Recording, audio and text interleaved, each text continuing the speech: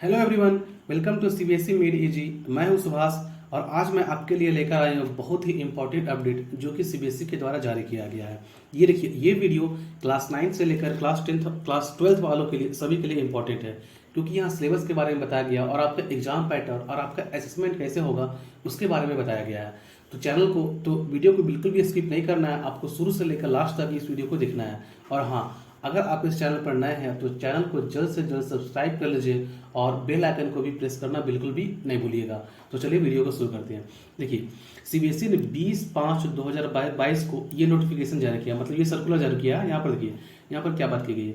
National education policy 2020 has affirmed the need to move from rote to competency based learning. देखिए, rote अब क्या होता था पहले, यहाँ पर रूट के मतलब यहाँ बात किया गया, मतलब जो याद करने वाली चीज़ें होती थी, जो हमें रट लगाना पड़ता था। तो वहाँ पर ये एनईपी का कहना है, एनईपी 2020 का उसका कहना है कि हम लोग रोड से नहीं, अब कॉम्पिटेंसी बेस्ड। देखिए, कॉम्पिटेंसी बेस्ड करने का मतलब क्या है कि आपके जो है सिचुएशन बेस्ड क्वेश्चन दिए जाएंगे आपको। देखिएगा, जैसे कि इस बार एग्जाम हुआ है 10th वाले बच्चों का, तो वहाँ उसका सैंपल पेपर देखिएगा तो केस बेस्ड स्टडी पर क्वेश्चंस बहुत सारे आए थे।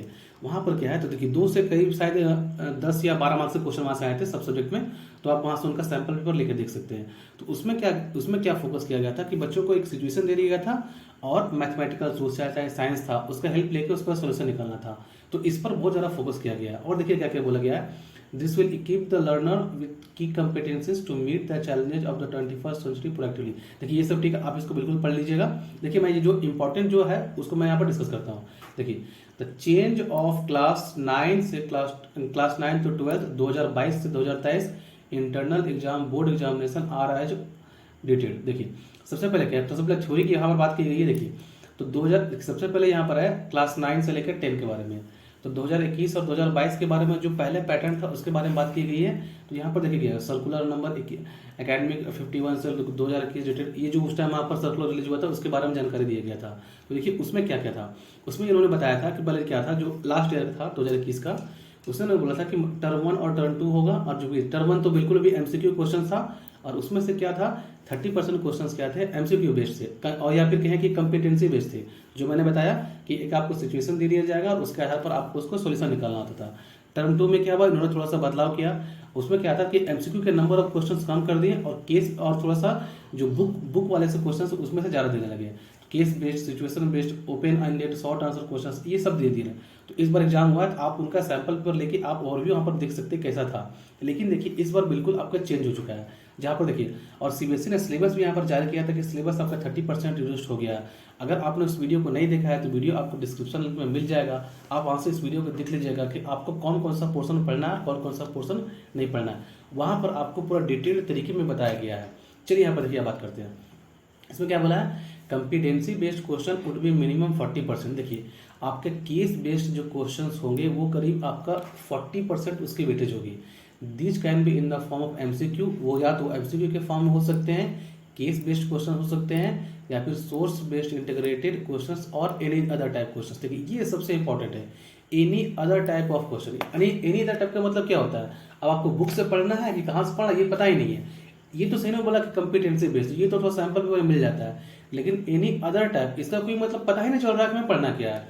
और देखिए क्या बोला इन्होंने, objective type questions will be of 20%। देखिए ये बिल्कुल ठीक है। तो यहाँ पर आपका एमसीक्यू जा सकते हैं, फिल इन द ब्लैंक्स आ सकते हैं, मैच द फॉलोइंग आ सकते हैं, ट्रू और फॉल्स आ सकते हैं। तो ये सब यहाँ पर क्वेश्चन होगा।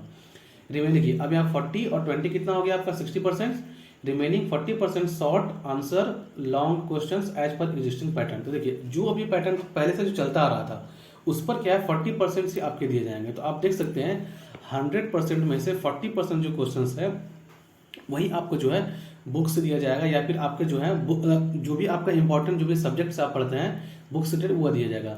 उसके अलावा देखिए यहाँ पर 40% चला गया कॉम्पिटेंसी में, 20% चला गया एमसीक्यू वगैरह में, एमसीक्यू हो गया चाहे फिर फिल इन द ब्लैंक्स हो गया, और 40% क्या है आपका बुक को ज़्यादा फोकस किया गया। तो यहाँ पर देखिए सीबीएसई का कहना ये है कि बच्चों के लिए क्या है कि 21st सेंचुरी में तो बच्चों को प्रैक्टिकल एजुकेशन की ओर हमको ले जाना है, एप्लीकेशन बेस्ड। तो जो उनके लिए तो उसके लिए क्या गया, ये पैटर्न में कुछ बदलाव किया गया।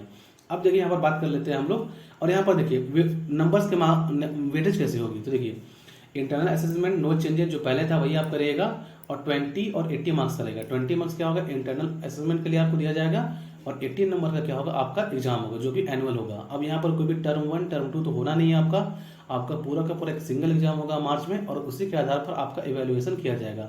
आप टोटल कितना स्कोर करते हो उसी पर आपका परसेंटेज यहाँ पर बनेगा। अब देखिए क्लास 11 से लेकर क्लास 12 के बच्चों के लिए, उनके लिए क्या किया गया है, तो यहाँ पर सेम है। देखिए यहाँ पर देखिए उनमें थोड़ा सा बदलाव था, उनमें भी टर्म 1 और टर्म 2 था, लेकिन देखिए उनमें टर्म 1 में ओनली 20% क्वेश्चन से कम्पिटेंसी बेस्ड थे इन कंपेरिजन टू क्लास 10। देखिए क्लास 10 में 30% था, क्लास 12 में कितना है 20%। टर्म 2 में थोड़ा सा बदलाव हुआ, लेकिन यहाँ पर भी 20% ही कम्पिटेंसी बेस्ड क्वेश्चन थे, केस बेस्ड क्वेश्चन थे, सिचुएशन बेस्ड थे, open ended short answer question ये सब थे। लेकिन देखिए अब जो मॉडिफाई होकर 2022 से लेकर 2023 में क्या हो गया है, competency based question would be minimum 30%। देखिए पहले क्या था, पहले 20% था, अब लेकिन बढ़ाकर 30% कर दिया गया है। This can be in the form of MCQs, case based questions, source based integrated questions और एनी अदर टाइप्स। देखिए मैं यहाँ पर सेम बोलता हूँ, CBSE जो भी यहाँ पर CBSE जो सर्कुलर जारी करते हैं या फिर जो भी नोटिफिकेशन हमें देते हैं, एनी अदर टाइप्स, यहाँ पर क्लियर नहीं हो पा रहा है कि मतलब हमें पढ़ना क्या है, एनी अदर टाइप में क्या पढ़ना है, ये तो बुक से पढ़ना है या आउट ऑफ बुक सिलेबस पढ़ना है, ये कुछ यहाँ पर क्लियर नहीं हो पा रहा है। फिर देखिए यहाँ पर क्या बोला है, यहाँ पर बोला है ऑब्जेक्टिव टाइप क्वेश्चन क्या होगा 20%, इसमें से आपको 20% के क्वेश्चन आएंगे जो आपका फिल इन द ब्लैंक्स वगैरह बताया।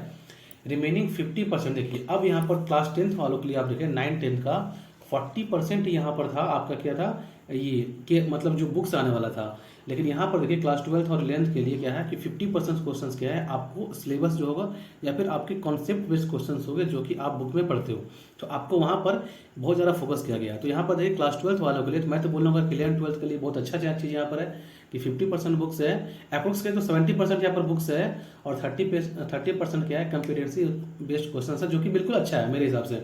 तो आप यहाँ पर देख सकते हैं कि CBSE ने अभी जल्द ये जारी किया है। और देखिए यहाँ पर क्या दिया हुआ है, curriculum document released by the board wide circular academy 50 dated इतना and the forthcoming sample paper.